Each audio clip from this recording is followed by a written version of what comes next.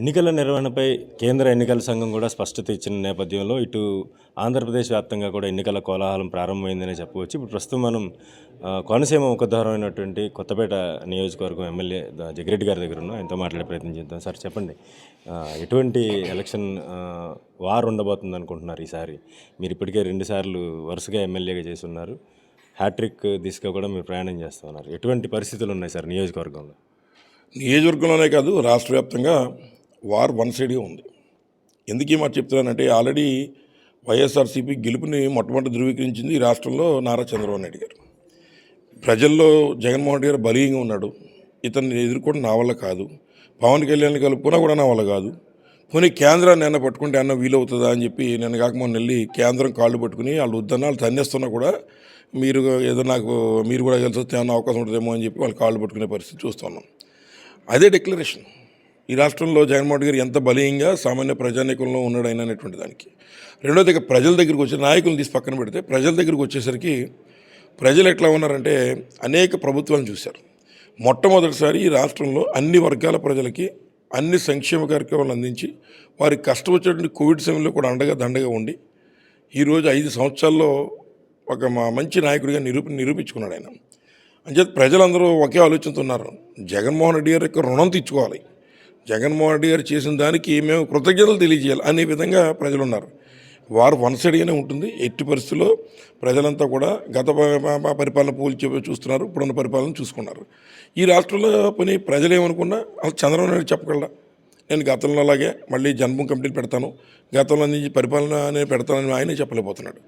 ఆయన కూడా మరి ఏదైతే స్కీములు తప్పు లేకపోతే ఎవరు ప్రజలకు ఇవ్వడం తప్పు అన్నటువంటి వ్యక్తి ఇవాళ మరి సూపర్ 6 అని అది అని ఇదని నన్ను నమ్మండి, నేను షూట్ ఇస్తానని చెప్పుకునే పరిస్థితి వచ్చేసింది. ఎందుకంటే గతంలో మేనిఫెస్టో ఆన్లైన్ నుంచి తీసేసి చింపేసినటువంటి పరిస్థితుల్లో ఇవాళ మేనిఫెస్టోలో జగన్మోహన్ గారు 98% అమలు చేసి మళ్ళీ నేను మంచి చేస్తేనే ఓటేయండి అని ధైర్యంగా అడుగుతున్న పరిస్థితి.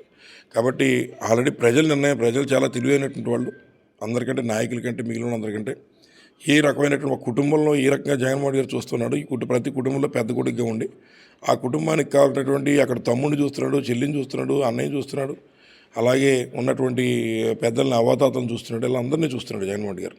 అంచేత ఇచ్చే చేతిని పాలిచ్చే గోవుని మరి ఎవరు కూడా ఇచ్చారు. అలాగే ఒట్టిపోయిన చంద్రబాబు నాయుడు గారిని తెచ్చుకుని ఈ రాష్ట్రం మళ్ళీ అధోగతి పాలవడానికి ఎవరు కూడా ఇష్టంగా లేరు. ప్రత్యేకంగా కోనసీమ జిల్లా కానీ ఇటు రాజమండ్రి జిల్లాకు సంబంధించి సీఎం గారు ఇచ్చేస్తున్నారు ఇక్కడ ఎన్నికల ప్రచారం నిమిత్తం అన్నారు. ఎంతవరకు వాస్తవం సార్? రేపు లేదు, 19వ తారీఖు మా నియోజకవర్గమే రావులపాలెం మొదలు పెడుతున్నారు. రావులపాలెంలో 19వ తారీఖు ఒక భారీ మీటింగ్ జరగబోతోంది. మొట్టమొదటిసారి కోనసీమ ముఖద్వారమైనటువంటి కొత్తపేట నియోజకవర్గంలో రావులపాలెం మరి నుండి ఆయన ప్రచారం మొదలు పెడతారు. ఉదయం బహుశా చోడవరం వెళ్తారేమో, అక్కడి నుంచి మళ్ళీ కోనసీమ టచ్ చేస్తున్నాడు. తప్పనిసరిగా కోనసీమ ప్రజలంతా కూడా జగన్మోహన్ గారిని హక్కును చేర్చుకుని ఎక్కువ సీట్లు మరి గెలిపించి ఇచ్చే కార్యక్రమం చేస్తారు. జగన్మోహన్ రెడ్డి గారు వస్తున్న నేపథ్యంలో ఎటువంటి ఏర్పాట్లు చేస్తారు? ఈ ఏర్పాట్లు చేయడానికి అంత టైం లేదు. ఎంచేతంటే ఇక 2 రోజుల తర్వాత ఎలక్షన్. అంచేత జగన్మోహన్ గారికి ఏర్పాట్లు ఏం చేయవసరం. ఆయన మీటింగ్ ఆయన వస్తున్నారని చెప్పి ప్రజలు తెలిస్తేనే అందరూ కూడా కుటుంబం మాదిరిగా తప్పనిసరిగా ఆయన దగ్గర చేరుకుంటారు. తప్పనిసరిగా భారీగా మరి జనం అయితే మేము కవరిస్తేనే వచ్చేసే పరిస్థితి ఉంది. గతంలో సమీకరణలు చేసేవాళ్ళం, కూడా సమీకరణలు చేయాలని పరిస్థితి జగన్మోహన్ గారు లేదు.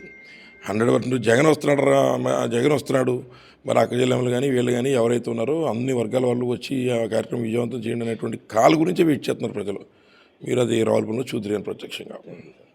అయితే ఎన్నికల సంకారం గురించేందుకు సీఎం జగన్మోహన్ రెడ్డి తూర్పుగోదావరి జిల్లా నుంచి ఈ పర్యటన ప్రారంభిస్తున్నారు. దీనికి సంబంధించి ప్రత్యేకమైన ఏర్పాట్లు చేయకపోయిన క్రౌడ్ పుల్లర్గా ఎవరైతే జనాకర్షణ కలిగిన నేతగా జగన్మోహన్ రెడ్డి ఉన్న నేపథ్యంలో పెద్ద ఎత్తున జనం కూడా ఇక్కడికి తరలి వచ్చేందుకు ఏర్పాట్లు చేస్తున్నామని కూడా జగ్గిరెడ్డి చెప్తా ఉన్నారు. రావులపాలెం నుంచి నేను శ్రీధర్, ఐటీ న్యూస్.